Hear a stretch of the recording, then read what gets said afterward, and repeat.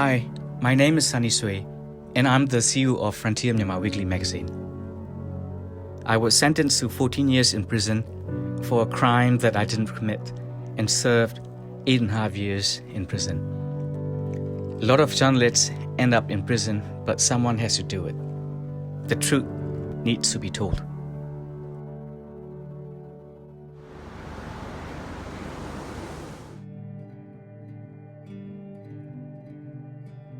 So, thank you so much for being in this interview. You're a publisher, right? Right. So how did you get in this industry in the first place? My background is printing. I started my own printing company in 1996. So I'm a purely production guy, a print person. But I had this dream that one day I will have my own publication. I started my own publication, the Myanmar Times, in year 2000 with an Australian publisher. The Myanmar Times was the first private English language newspaper in the country. We're very, very successful, both editorially as well as commercially.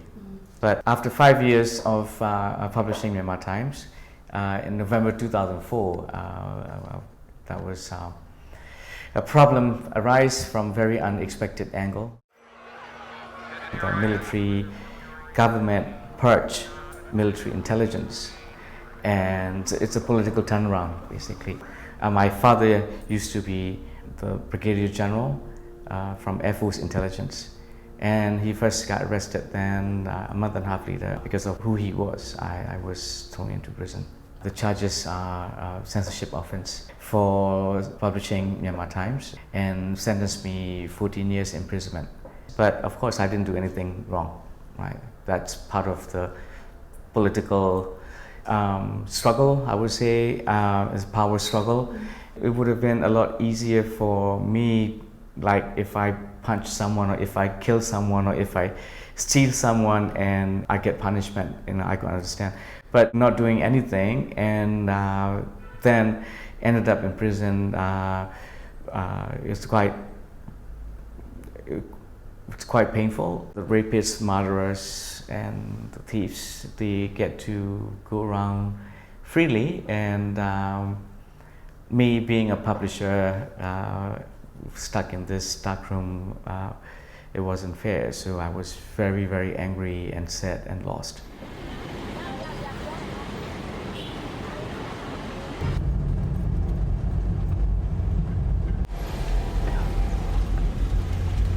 This is insane prison.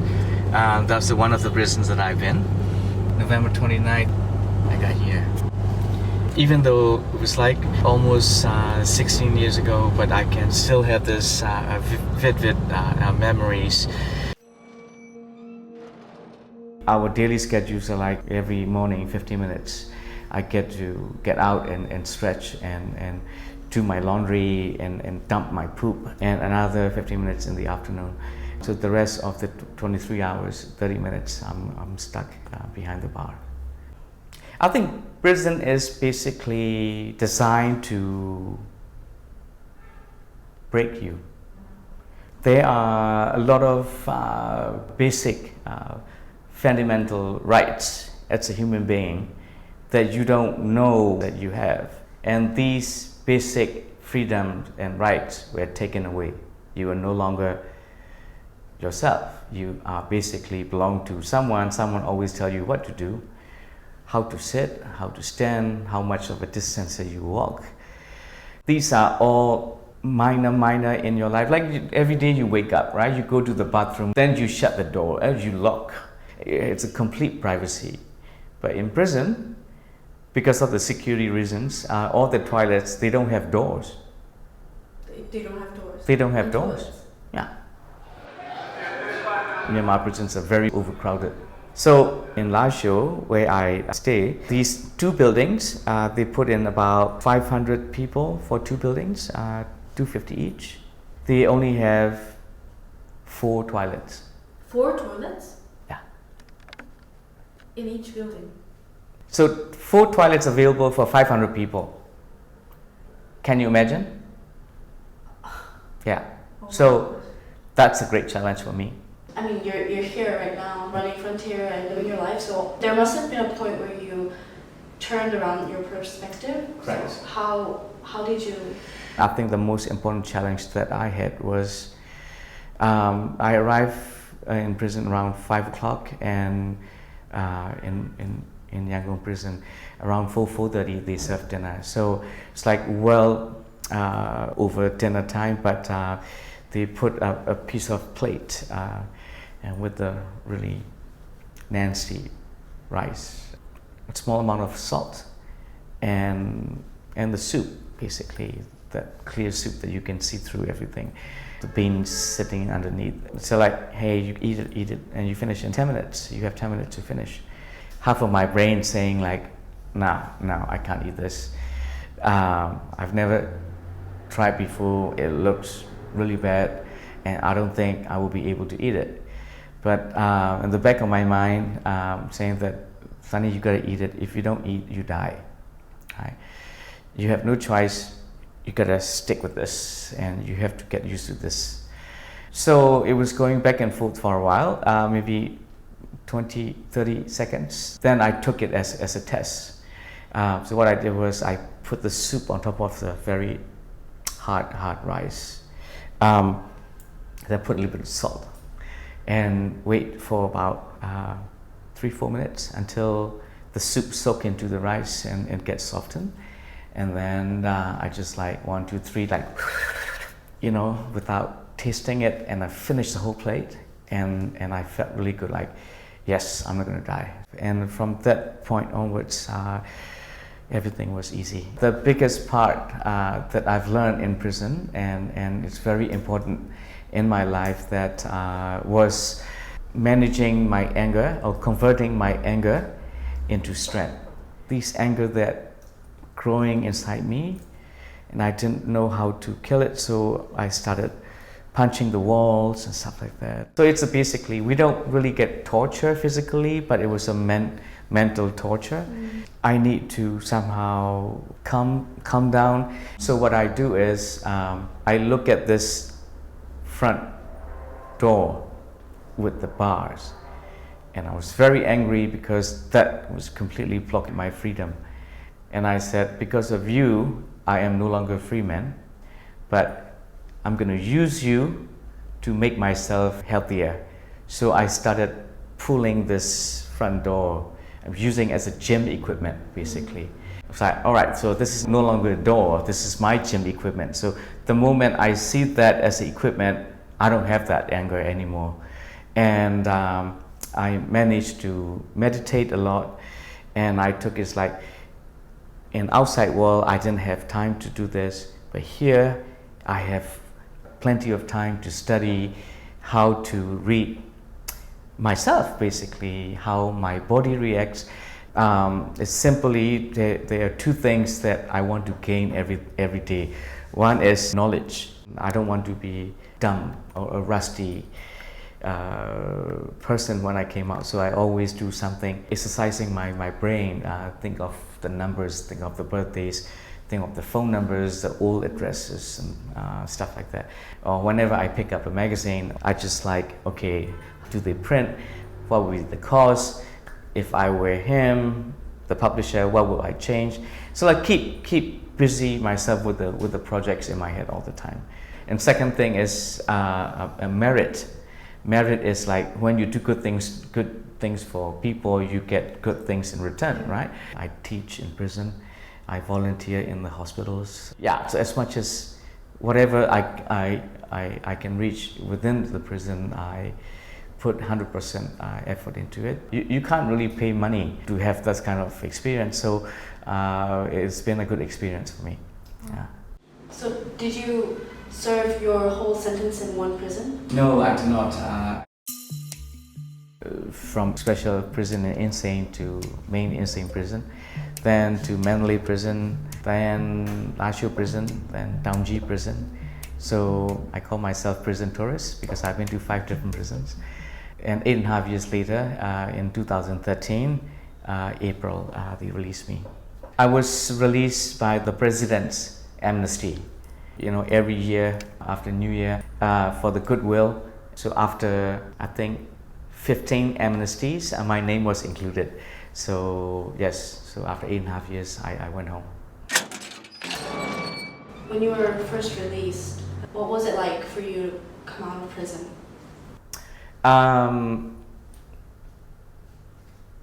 Like a feather, light, so light. The very first thing I noticed was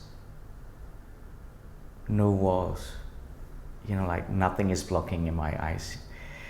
The air was so fresh. So that's two instant feelings that I guess like, wow. What was it like to see your family without bars, like finally free? It's not only family, it's about meeting the people that I care, reuniting with my friends. It's good to have a big hug and contact, but then again, I think this imprisonment comes with a package, right? No matter how I went through this difficult time positively, 8.5 years can be a lot, and I've changed a lot. So has everyone. So no matter how I prepare my mindset that things are not going to be the same anymore, like my marriage, I've never thought that I will have a difficult separate with my wife, right? But it did happen. When I was taken away, suppose you're my friend in your life, oh, Sunny's gone, right? And for me, everybody's gone. Then when I was released, for you, only Sunny is back. For me, everybody's back into my life again. So it's very challenging for me to readjust, and it's been 6 years that I've been back, and I am still adjusting. And the way the publishing game is playing now, it's very different than 2004, because 2004 everything is about print. So technology adjustment is also very, very huge after I got out. I am lucky that I came out quite strongly, physically, mentally, but it's not enough. I lost everything. My publication, my company, my printing presses. But the positive thing about being back is like, hey, I'm managing it. I'm not really going crazy or anything like that. The tough times that I went through in prison really made me strong, because whatever I'm facing now compared to my prison life is like nothing. So every time I'm down, I think of like, hey, I've done that, and I survived in prison, I survived here. So what was the first thing you did when you got out of prison, like the very first thing? So, in order to stay alive, I have to keep my dream alive. My dream was like back to where I belong, be a publisher again and work together with my partners and my colleagues. I went straight from the airport to my newsroom, and I just wanted to start right away, and that's exactly what I did. But I spent 6 months with Myanmar Times knowing that I couldn't buy back my shares. So I started a Mizima daily newspaper project, and it lasted 17 months. So after 23 months, I launched Frontier, so I didn't have a break time. I've been working since day one. So what was it that drove you to work in this industry so much? Like, you just got out of prison, probably people would like spend time to have some fun or experience new things. Right. What drove you? Right, so to be honest, I wasn't that serious when I was publishing Myanmar Times, because like I said, my background was printing, production. So I was much more into photography and layout and printing and stuff like that. But then I ended up in prison, and I didn't have a chance to tell the truth of what really happened to me. Now I have chance to explain to you and everything. But then I didn't have any chance to tell the truth. I was being sentenced for 14 years for a censorship offense, which I have never. I didn't do it. I didn't break any laws. I think that's really pushed me to be a publisher again. And this country, it's going through this process, right? From complete dictatorship to semi-quasi-civilian government. They call themselves elected government, but it's not 100%. It's not a democratic government. But now it's a democratic government. But still, we are having a lot of challenges. And I think it's important to be a watchdog, right? Just basically keep our eyes open and basically tell the government and the opposition and the others what area needs to be improved. And I think that's a role that we are playing. And I think every week, I think we are pushing out very impactful stories. Yeah, so every time we do that, it's a joy. It makes me feel so good. And most importantly, another reason is just to be together with my colleagues. I have a great team, and this is a team that most of the team members, they've been with me since year 2000. So good to be back with them and go through all the ups and downs again. And every time I come to office, I'm happy. So I think that's very important, right? Yeah. Is it safe for you to do this right now? Did things change, or is it still dangerous? Still, anything could happen to me because there is a press freedom, but it's not really there yet. So we don't have a proper regulations enforced. So they always keep on using this defamation laws or Telecommunication Act. It's very general, so you're always guilty with something. So yes, it's still very dangerous. How do I prepare? I prepare two things. One is that whenever we publish, we write a story with really good intention. We just want to make this things better, right? Our editorial policy is a constructive criticism. So we do criticize in a very positive way. We're not in a rush to publish a story. We do proper homework, proper fact checking. So that's number one. Number two, if I have a chance, I want to show you my backpack. So just in case something happens, a set of longi and the shirt. This is my toothbrush and toothpaste and plenty of medicines. So basically that's my worst case scenario preparation. In case if something happens to me, that's for the prison. I don't want to go back to prison. I don't need to go back to prison. I'm afraid of being back into prison. But even though if I have to go back, then this time will be a lot easier because I know how to survive in prison. You know, I know all the survival techniques. What do you have for your life in the future? Like, what plans do you have in your future? Well, I mean, my ambition has always been a #1 media house, and still I think that's that direction that we're going. And my philosophy of life is be positive and be happy. And I want to die happily. When people ask me, hey, how was prison? And I always say, great, because I really did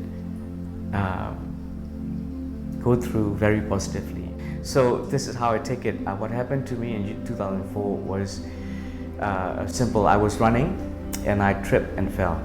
So in 2013, I get up and I run again. So as simple as that, right? Why should I give up? Right? I don't see any reason to give up what I do. Everyone has to struggle and everyone has to take the challenge every day anyway. I think it's very important to stay positive.